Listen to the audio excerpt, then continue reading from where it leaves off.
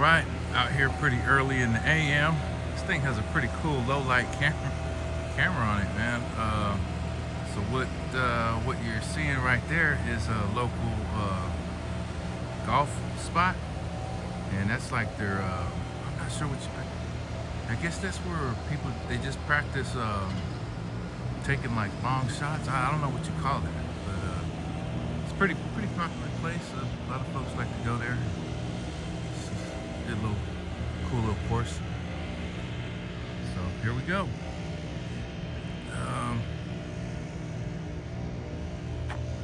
I mean, it seems pretty cool as far as it's pretty early here, so it's low lighting. I never really see how well this camera does here, but I really got to get something to steady up the picture because it just kind of flows back and forth there. But all right, so yeah, let's kick this off. Getting out here, got out here bright and early. Just walking talk. It's been a while. Keep it rolling. You know, try to have some fun with it. Kind of got an interesting topic today. Oh man, I got some coffee with me today. I went on a coffee fast for about last 3 days. I've just been on it so much, just so used to it. I had to wean myself from it and just be like, see how it goes. I do that occasionally because it's like sometimes I like coffee, but damn, just gotta. So anyway, last 3 days I haven't messed with any caffeine. Oof, get the headaches. It's almost like a withdrawal or something. Weird, man. But yeah, so today is the first day back at it, and I just kind of went with like a teaspoon and a half, just kind of really ease up on it, you know. Just put a lot of water, a lot of hot water, and milk. That went out here early, getting this park cleaned up.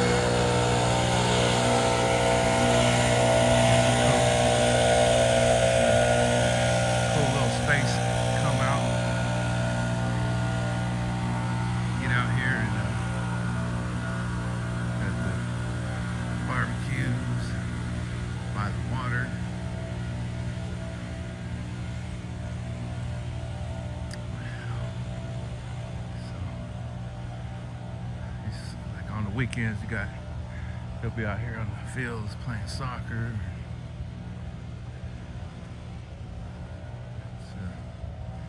It's pretty popping. All right, kind of warm it up here.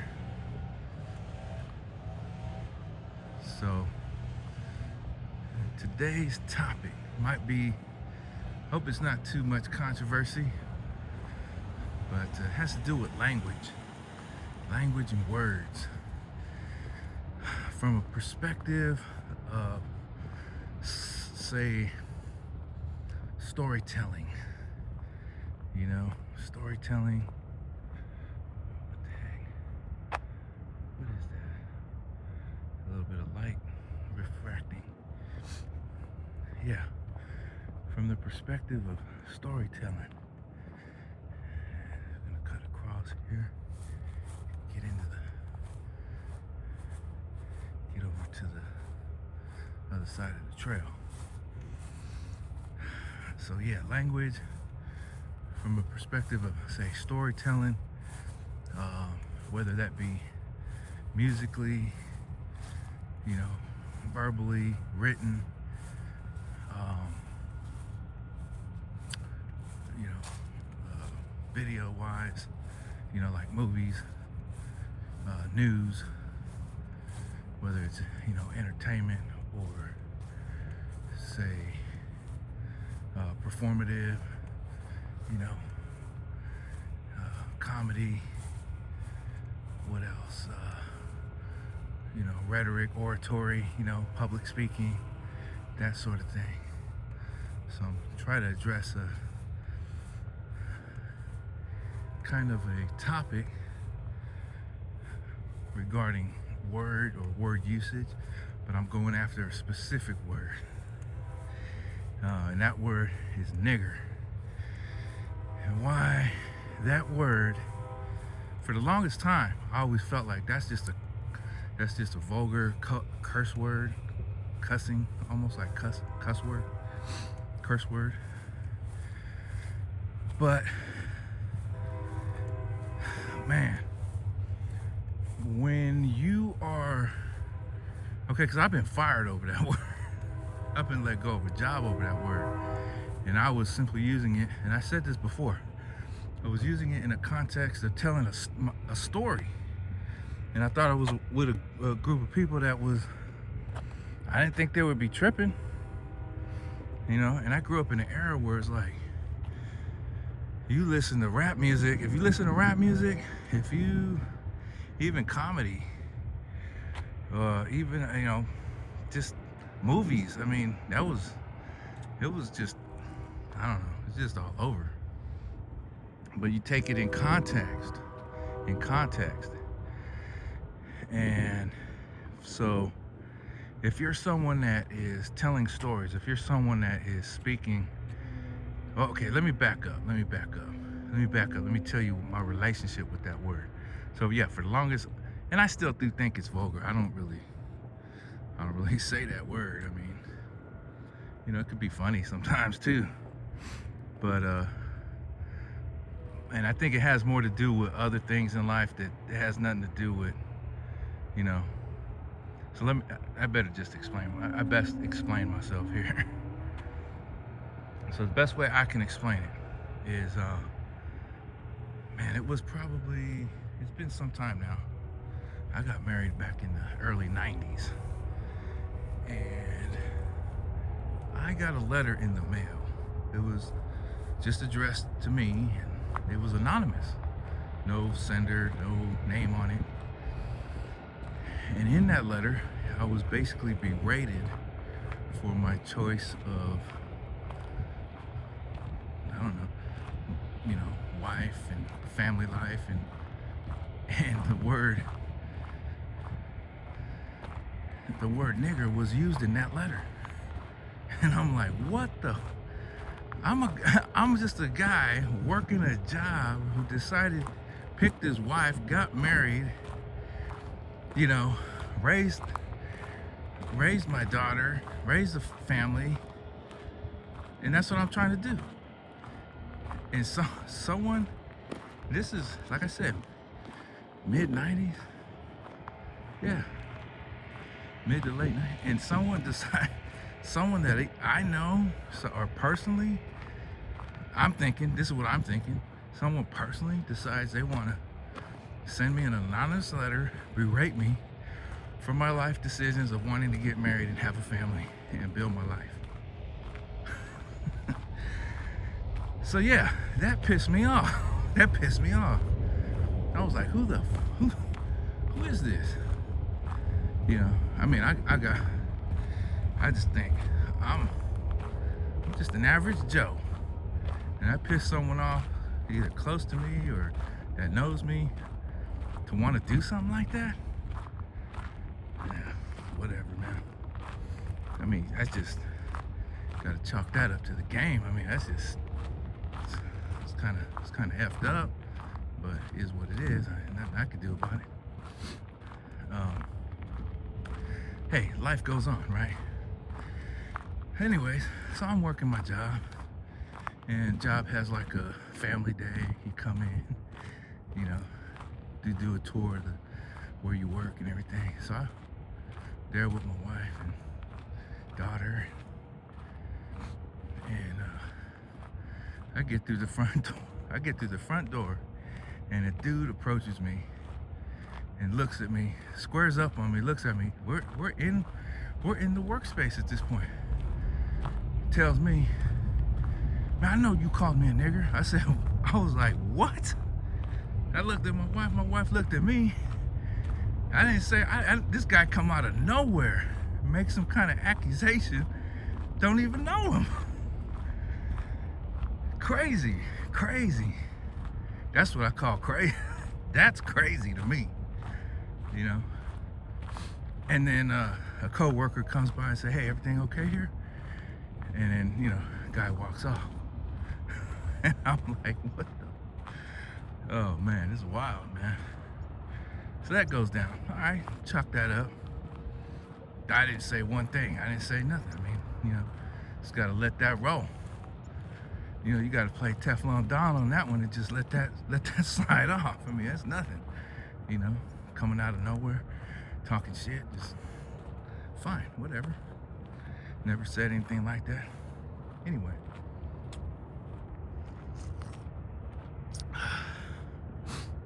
Okay. Another incident. Now, I've been working this job for a while. I kind of worked my way up, got into a little bit of a lead position. So now my position requires me to make assignments for people that I'm working with. So I give a guy an assignment. He's not happy about it. I get called on the radio, hey man, so-and-so wants you to come out to such and such. Yeah, no problem. Not a problem, be right there. I'm walking out, see what's going on. The guy gets in my face, starts dropping M-bombs on me, wants to fight me on the job. I'm like, wait a minute. Whoa. Bottom line is, I'm like, look, dude. I mean, we could have went right there. I mean, I was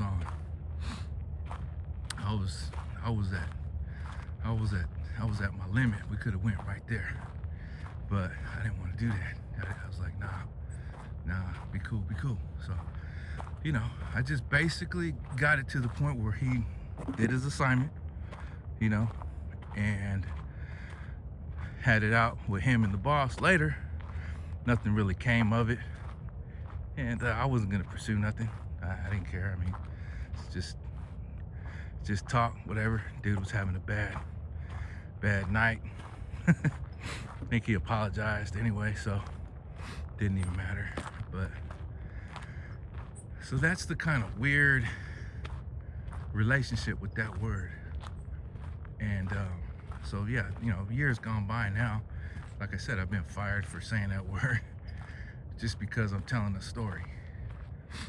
And so my point to it is, you know, if we live in a society where you can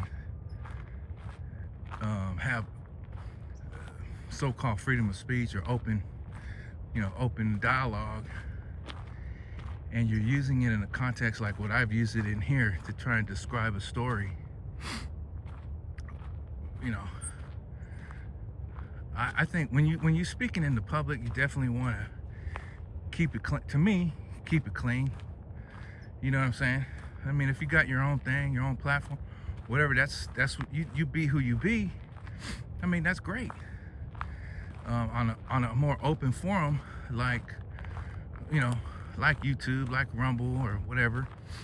Yeah, like I said, I'm telling a story. I'm trying to convey a message. So, you know, am I wrong for using certain words?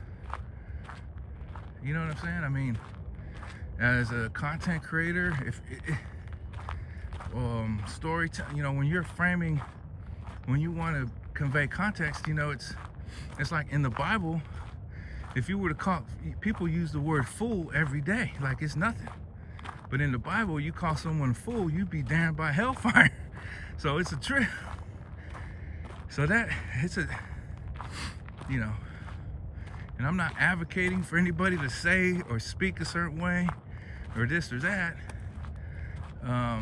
I try to keep it clean and be professional and be courteous and be kind and be respectful, because at the end of the day, that kind of wins the day. You know, I will always rather be in a situation with people where we're having small talk and sharing a laugh. You know, I mean, and having a laugh at something, or, you know, just having a cool convo, you know. Like what was it? Last time Oh, for the last election. I was in line and somebody recognized me from when I coached baseball with my son. And she was like, "Hey, are you still coaching? You know, I haven't seen you around. We need coaches." I'm like, "Yeah, thanks." I said, "Nah, my boy's grown up. I'm not I'm not out there. Nope." But you know, that was compliment. We were just talking. She recognized me from some time ago, and I don't know, I took it as a compliment. And we were talking a little bit and having a laugh. That's kind of the way you want it to be, you know. That's like ideal. I mean, yeah, it doesn't get any better than that. It's great. And in general, that's how I like to flow. But I'm also sharing stories and some real stories. And you know, I think self-censoring is a real deal. It's a real thing. Taking things out of context, it's not easy. That's what I'm saying. Like doing stuff like this is not easy. It's not an easy thing, you know, because I'm just trying to say it how it happened. So I don't know. That's what I'm sharing for today. Some food for thought. I don't think this will be controversial, but you never know. That's my thought. I'm sharing a story, and that's what I got lined out. And if you listened along this far, you heard another Rosco Odyssey walks.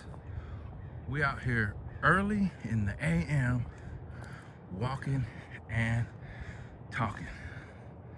All right, folks. Thanks for listening.